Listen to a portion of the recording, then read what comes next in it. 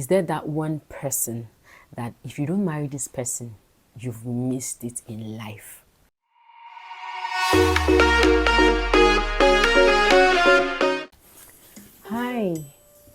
Hi.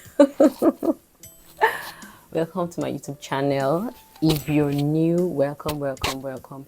If you've watched my previous videos, welcome back.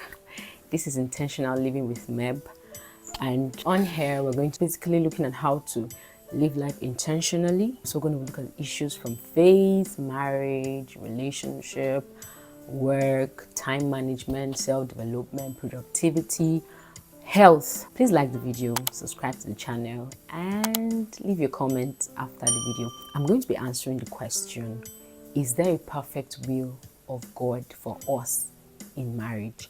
I mean, is there that one person that if you don't marry this person, you've missed it in life?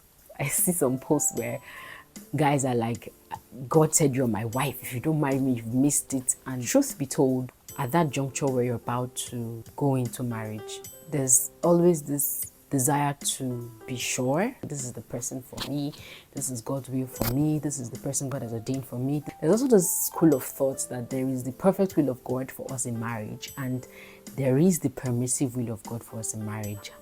Let me begin by saying that a lot of people don't bother about the will of God in other aspects of their lives unless it comes to the issue of marriage. That in itself is erroneous. Anybody whose first time of hearing God, like ever hearing God or ever asking God for direction in life, is at that point of choosing a life partner, that person is to be feared. If I've never heard your voice, I don't know what you sound like, and you were supposed to give me an instruction over a phone call with a random number on something that has to do with my life, because marriage has to do with our lives, how do I get to trust a voice that calls me at that point where I'm to decide, okay, whether I live or die, to get instruction from you when I don't know what your voice sounds like?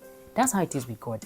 You don't know what God's voice sounds like. You've never asked him for direction on any issue in your life. You go through university, you get a job, you buy your house, buy your car, and you don't know what God's voice sounds like, and then you want that same God to direct you into marriage.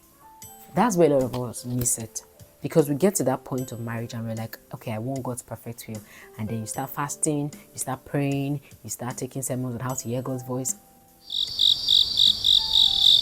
Trust me, the devil does not want you to have a good marriage. Because God created marriage and it was a solution to something that was not good, that's man being alone. So whatever God created and said this is good, the devil's aim for that thing is to make it not good. So the devil's, it's not in their devil's agenda to give you a good marriage. If you get to that point where you're just getting to know God's voice and you want God to lead you, the devil is going to speak. Your flesh is going to speak. How do you tell those other speakings, the devil's voice, your voice, the voice of your flesh, from God's voice? That's why I said the will of God does not begin at the point of marriage. You need to get to that point where you have cultivated that habit of seeking the will of God in other things. Actively seek God's face on any matter, even the smallest, down to what you wear. Do you know why? First of all, when God brings us to this earth, he has a purpose for us. Before you were born, he said it in his word, before we were formed in the womb, he knew us and ordained us. So before you were even born, before your parent even knew that you were expecting a child, God already has a purpose for you. And if he already has a purpose for you, definitely the person you marry would, in one way or the other, impact negatively, positively on that purpose. The kind of marriage you go into determines to a very large extent the trajectory your life takes from that moment. So if God has already pre-planned a purpose for you before you were born, then he has pre-planned a kind of man. Now, that does not necessarily mean that there is this particular man or a particular woman that would fit into that role. No, God has prepared a kind, right? A kind of man that will fit in. And then also you have to become a kind of woman who would fit into that purpose, who would be able to align with that kind of man. You have to become a kind of man who will be able to align with that kind of woman for that marriage to be the will of God.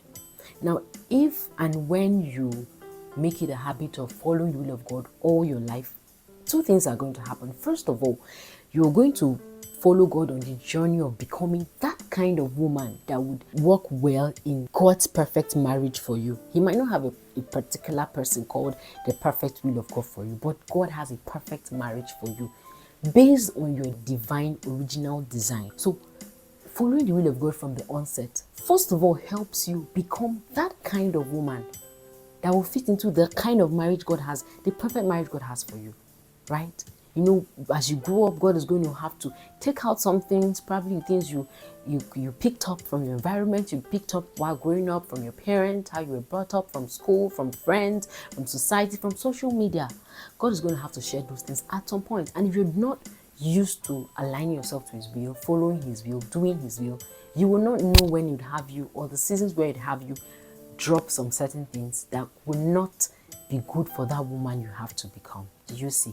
God is going to bring people your way. He's going to bring you to teachers, to mentors, to relationships, to communities. If you don't know how to follow His will, how do you get into those relationships? And even when you stumble into them, you will not know how to behave, to learn what He has you learn for that season, to become that kind of woman that will fit into His perfect marital will for you.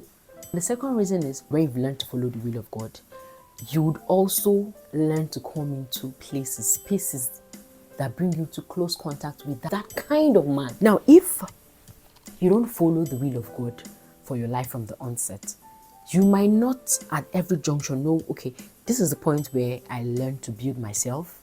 And at the same time, you will not be in spaces where you will find the kind of man that should be with you. Let's take our minds away from making sure we marry that man or that woman. Why not let's focus on doing the will of God per time, per season, because that is what is going to usher us into the perfect marriage for us, because it's going to bring us into spaces, make us the kind of woman that should be in that perfect marriage. It's going to bring you into spaces where you're going to see the kind of man that should go with you on that journey.